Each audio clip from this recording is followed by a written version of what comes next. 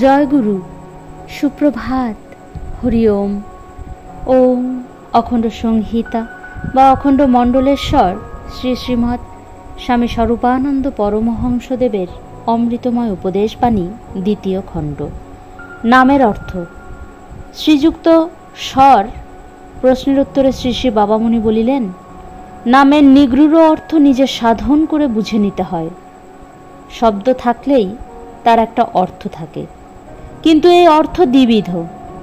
একটা হচ্ছে প্রকাশত, আর একটা হচ্ছে নিগূঢ়।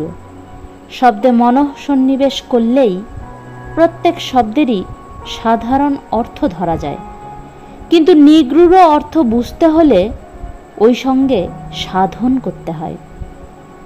চর্বণ না করলে যেমন ইক্ষুদণ্ডের রসাস্বাদ পাওয়া যায় না, সাধন না করলেও তেমন নামের প্রকৃত অর্থ হৃদয়ঙ্গম হয় না। যতই সাধন করবে ততই নামের নূতন নূতন অর্থ তোমার কাছে প্রকাশ পেতে থাকবে। প্রণবের সাধারণ অর্থ ব্রহ্ম, সর্বেশ্বর, পরাৎপর, পরমাত্মা। গূঢ়ার্থ সাধন করতে করতে ধরা পড়বে। হরি ওম।